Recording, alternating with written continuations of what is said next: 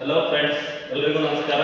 ನಾವಿವತ್ತು ಸಾಮಾನ್ಯ ಜ್ಞಾನ ವಿಷಯದ ಭಾರತ ಅಣುಸ್ಥಾವರಗಳು ಅನ್ನುವಂಥ ಟಾಪಿಕ್ ಕುರಿತು ಸ್ವಲ್ಪ ಅಧ್ಯಯನ ಮಾಡೋಣ. ಭಾರತ ಅಣುಸ್ಥಾವರಗಳು, nuclear power plants of India. ಭಾರತದಲ್ಲಿ 9 ಅಣುಸ್ಥಾವರಗಳು ಕಂಡುಬರ್ತವೆ. ಆ 9 ಅಣುಸ್ಥಾವರಗಳನ್ನ ನಾವು ಸರಳವಾಗಿ ನೆನಪಿಟ್ಕೊಳ್ಳೋಕೆ ಒಂದು ಕೋಡ್ ಇದೆ. ಅದು ಜಯಶ್ರೀ ಕಾಕಾ ಖತರ್ನಾಕ್. ಜೈ ಶ್ರೀ ಕಾಕಾ ಖತರ್ನಾಕ್. ಈ ಒಂದೊಂದು ಅಕ್ಷರವೂ ಕೂಡ ಒಂದೊಂದು ಭಾರತದಲ್ಲಿ ಇರುವಂತಹ ರಾಜ್ಯದಲ್ಲಿರುವಂತಹ ಅಣುಸ್ಥಾವರಗಳ ಹೆಸರುಗಳನ್ನು ಸೂಚಿಸುತ್ತದೆ.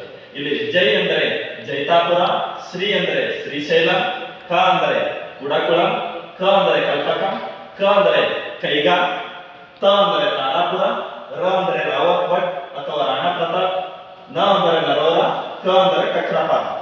ಈ ರೀತಿಯಾಗಿ 9 ಅಣುಸ್ಥಾವರಗಳು ಅವು ಎಲ್ಲಿ ಕಂಡು ಬರ್ತವೆ ಅನ್ನೋದನ್ನು ನೋಡೋದಾದ್ರೆ, ಈ ಜೈತಾಪುರ ಅಣುಸ್ಥಾವರವು ಮಹಾರಾಷ್ಟ್ರ ರಾಜ್ಯದಲ್ಲಿ ಕಂಡು ಬರ್ತದೆ. ಇದು 2010ರಲ್ಲಿ ಸ್ಥಾಪನೆಯಾಯಿತು.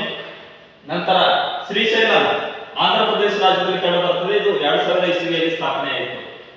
ಕುಡಕುಳಂ ಅಣುಸ್ಥಾವರವು ತಮಿಳುನಾಡು ರಾಜ್ಯದಲ್ಲಿ ಕಂಡು ಬರ್ತದೆ. ತಮಿಳುನಾಡು ರಾಜ್ಯದಲ್ಲಿ 2 ಅಣುಸ್ಥಾವರಗಳು ಕಂಡು ಬರ್ತವೆ. ಒಂದು ಕುಡಕುಳಂ, ಇನ್ನೊಂದು ಕಲ್ಪಕಂ. ಕುಡಕುಳಂ 2016ರಲ್ಲಿ ಸ್ಥಾಪನೆಯಾಯಿತು. ಕಲ್ಪಕಂ 1984ರಲ್ಲಿ ಸ್ಥಾಪನೆಯಾಯಿತು. ಈ ಕುಡಕುಳಂ ಅಣುಸ್ಥಾವರವು ಕರ್ನೂಲ್ ಬಳಿ ಕಂಡು ಬರ್ತದೆ, ತಮಿಳುನಾಡು ರಾಜ್ಯದ ಕರ್ನೂಲ್ ಬಳಿ. ನಂತರ ಕರ್ನಾಟಕ ರಾಜ್ಯದಲ್ಲಿ ಕಂಡು ಬರುವಂತಹ ಏಕೈಕ ಅಣುಸ್ಥಾವರ ಅದು ಕೈಗಾ ಅಣುಸ್ಥಾವರ, ಉತ್ತರ ಕನ್ನಡ ಜಿಲ್ಲೆಯ ಕಾರವಾರದಲ್ಲಿ ಕಂಡು ಬರ್ತದೆ. ಇದು ಕಾಳಿ ನದಿಯ ಎಡದಂಡೆಯ ಮೇಲೆ ಇದೆ.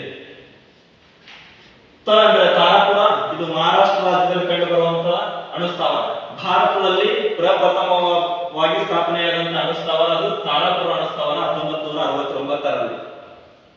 ರ ಅಂದರೆ ರಾವತ್ ಭಟ್ ಅಥವಾ ರಾಣಾ ಪ್ರತಾಪ್ ಅಣುಸ್ಥಾವರ, ಇದು ರಾಜಸ್ಥಾನ ರಾಜ್ಯದಲ್ಲಿ ಕಂಡು ಬರುತ್ತದೆ. ಇದು 1973ರಲ್ಲಿ ಸ್ಥಾಪನೆಯಾಯಿತು.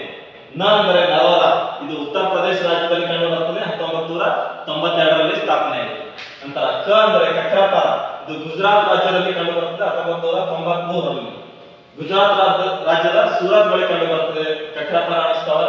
ಇದು ನರೋರ, ಉತ್ತರ ಪ್ರದೇಶ ರಾಜ್ಯದ ಬುಲಂದರ್ ಶಹರ್ ಸಮೀಪ ಕಂಡು ಬರುತ್ತದೆ. ಈ ರೀತಿಯಾಗಿ ಭಾರತದಲ್ಲಿರುವಂತಹ 9 ಅಣುಸ್ಥಾವರಗಳ ಕುರಿತು ನಾವು ಸರಳವಾಗಿ ನೆನಪಿಟ್ಟುಕೊಳ್ಳಕ್ಕೆ ಒಂದು ಕೋಡ್ ಜಯಶ್ರೀ ಕಾಕಾ ಖತರ್ನಾಕ್.